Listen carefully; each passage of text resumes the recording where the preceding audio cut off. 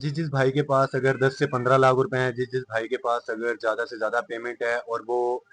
ऐसा काम करना चाहता है होलसेल रेट का कि यार उसको इतना ऑटो पार्ट्स जो होते हैं वो इतने लो क्वांटिटी में मिलें, इतने अच्छे रेट में मिलें कि वो पाकिस्तान के अंदर उसको इंपोर्ट कर सके और बाहर से मंगवा सकें, और कैसे मंगवाना है, कौन से स्टेप फॉर आपने फॉलो करने हैं, स्टेप बाय स्टेप आपको एक एक चीज़ गाइड करूंगा। तो वीडियो को स्किप मत कीजिएगा, वीडियो को पूरा देखिएगा। और हर बार की तरह की रिक्वेस्ट कि मेरा नाम है अहमद, आप देख रहे हैं अहमद आइडियाज, और चैनल को सब्सक्राइब करना मत भूलिएगा, बेल आइकन को प्रेस कर दे ताकि हर वीडियो बिजनेस से रिलेटेड आपसे आपके पास टाइम टू टाइम मिल सके। स्टार्ट करने से पहले सब लोगों भाइयों से यही गुजारिश है कि बहुत सारे लोग होते हैं जिनका ये एम होता है, ये ड्रीम है कि यार हम अगर कोई होलसेल गोदाम पे बहुत बड़ा पाकिस्तान के अंदर बिजनेस करना चाह रहे हैं कि यार हम बाहर से चीज़ें मंगवाएं, क्योंकि देखें जो बाहर से चीज़ें चाइना वगैरह से ऑटो पार्ट्स वगैरह जो पाकिस्तान के अंदर इंपोर्ट होते हैं ना, वो बहुत कम रेट पे आप लोगों को मिलते हैं और पाकिस्तान के अंदर आप उससे अच्छा रेवेन्यू जनरेट कर सकते हैं। तो आज मैं आप लोगों को स्टेप बाय स्टेप बताऊंगा कि आप लोगों ने प्रोडक्ट लेने कैसे, आपने रिसर्च कैसे करना। देखिए सबसे पहले मोस्ट इंपोर्टेंट जो पहला पॉइंट है कि आप लोगों ने अपनी पेमेंट के शेड्यूल के हिसाब से आप लोगों ने माल नहीं मंगवाना। क्यों? क्योंकि इसका जो साइड इफेक्ट ये होता है कि जब आप कोई छोटी क्वांटिटी में माल मंगवा रहे होते हैं, 10 पीस, 20 पीस या 50 पीस या 100 पीस, तो वो बाय एयर आता है, और जब बाय एयर आता है तो उसका खर्चा जो कि होता है वो ज़्यादा होता है, और खर्चा ज़्यादा उसी मुतबादल अगर आप जितना खर्चा उस पर हो रहा था, जितना एक्सपेंस आ रहा होता है, तो आप उसी के मुतबादल आप 100 पीस और मंगवा सकते हैं। तो इसलिए अगर किसी भाई को होल सेल से माल मंगवाना है चाइना के थ्रू, बाहर किसी कंट्री के थ्रू, तो सबसे पहली चीज़ है कि उसको बल्क क्वांटिटी के अंदर माल मंगवाना है। अब माल मंगवाने के लिए आपने अपना अपना जो प्रोडक्ट है, सबसे पहले आपने अपना प्रोडक्ट सेलेक्ट करना है, अपना प्रोडक्ट रिसर्च करना है कि आपने कौन सा प्रोडक्ट मंगवाना है।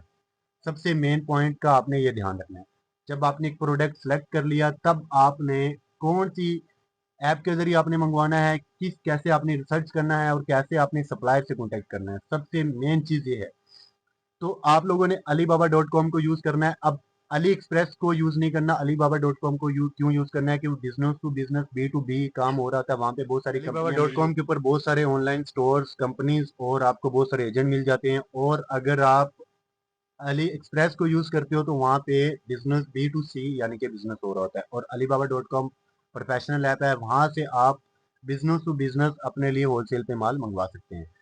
अब आप लोगों ने अपना प्रोडक्ट सेलेक्ट कर लिया, प्रोडक्ट रिसर्च कर लिया, रिसर्च करने के बाद आप लोगों ने क्या करना है कि अब आपने एक कोई भी सप्लायर आप लोगों ने कॉन्टैक्ट कर लिया, सप्लायर आपकी लाइन में आ गया। सबसे पहले आपने सप्लायर से क्या चीज़ मंगवानी है, मोस्ट इंपॉर्टेंट ये चीज़ है। आपने सप्लायर से अपने प्रोडक्ट की कुछ पिक्चर्स मंगवानी है, प्रोडक्ट की पिक्चर्स के बाद आप लोगों ने उससे पैकिंग लिस्ट मंगवानी है, पैकिंग लिस्ट के परफॉर्मा इनवाइस मंगवानी है, परफॉर्मा इनवाइस में क्या उसकी बैंक डिटेल्स, कंपनी की डिटेल्स, ये सारी चीज़ें आ जाती है। क्योंकि बहुत सारे सप्लायर ऐसे होते हैं जो कि कंपनी से रिलेटेड नहीं होते हैं, इंडिविजुअल काम कर रहे होते हैं, तो वो आपके लिए थोड़ा साइड इफेक्ट रह जाता है आपकी, यानी कि अपने ही ट्रस्ट को बिल्ड करने के लिए आपने उससे ये सारी चीज़ें मंगवा लेंगे। जब आपको कंपनी की प्रोफाइल मिल गई, बैंक डिटेल मिल गई, परफॉर्मा इनवाइस मिल गई, आपकी पैकिंग मिल गई, बारकोड मिल गया, आपकी प्रोडक्ट जो है वो आपको प्रॉपर डिटेल में मिल गई, तब आपने वही प्रोडक्ट की वही चीज़ें उठानी है। और सबसे मेन पॉइंट कि अगर आपकी राइट साइड पे आपके पास प्रोडक्ट है, तो लेफ्ट साइड पे आपके आपके पास आप 2 या 3 पाकिस्तान के अंदर रहते हुए बहुत सारी ऐसी कंपनी है जो फॉरवर्डर काम करते हैं पाकिस्तान इंपोर्ट एक्सपोर्ट के बिजनेस में। आपने 1 या 2 फॉरवर्डर ऐसे रखने अपने, जिस जो मिच्योर हों, जिसके साथ आपका जो रिलेशन है वो बहुत अच्छा होना चाहिए। तब आपने वही प्रोडक्ट उठा के, वही प्रोडक्ट की पिक्चर्स, वही बैंक डिटेल्स, वही सारी चीज़ें आपने अपने फॉरवर्डर को भेजनी है ताकि आपका अपना फॉरवर्डर देख सके। उसके बाद ही आपका रेट डिसाइड होगा, क्योंकि फॉरवर्ड जो है वो टैक्सीज जो है पाकिस्तान के अंदर, ठीक है, जो खर्चा आएगा शिपमेंट के जरिए आएगा, जो भी खर्चा आएगा कंटेनर के जरिए जो माल आएगा, उस वो सारा रेट कैलकुलेट करके आपको वो फॉरवर्डर आपको रेट देगा। अब आप लोगों को रेट लेने के बाद सबसे जो बीच में साइड इफेक्ट आ जाता है वो ये आता है कि जब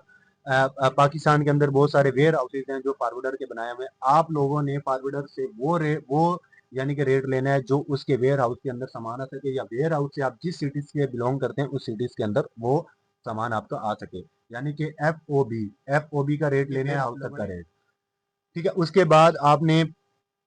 तो उसके बाद ही वो आपको रेट देगा, आपकी पैकिंग देखेगा, आपकी पैकिंग के बाद वेट करेगा, वेट का रेट निकालेगा, जितने टैक्सीज हैं सारे वो निकाल के वो आपको एक प्रोफेशनल रेट बना के देगा, तभी आप लोगों ने अपना प्रोडक्ट यूज करना है। और बहुत सारे पाकिस्तान के अंदर रहते हुए ऐसे फारवर्डर हैं जिनका रेट बहुत हाई, उसके अंदर कोड क्लियरेंस जो रेट आता है वो भी आ जाता है, ठीक है। सारे रेट्स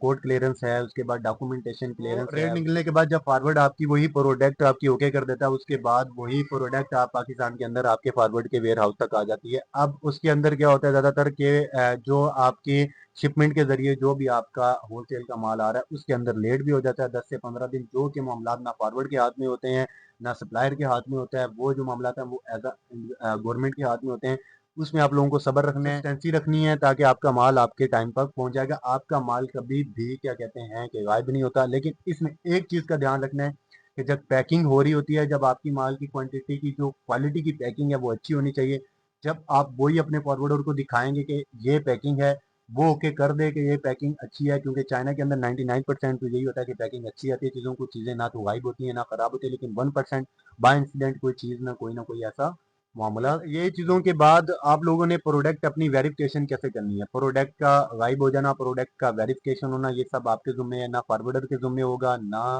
पीछे सप्लायर के जुम्मे होगा। लेकिन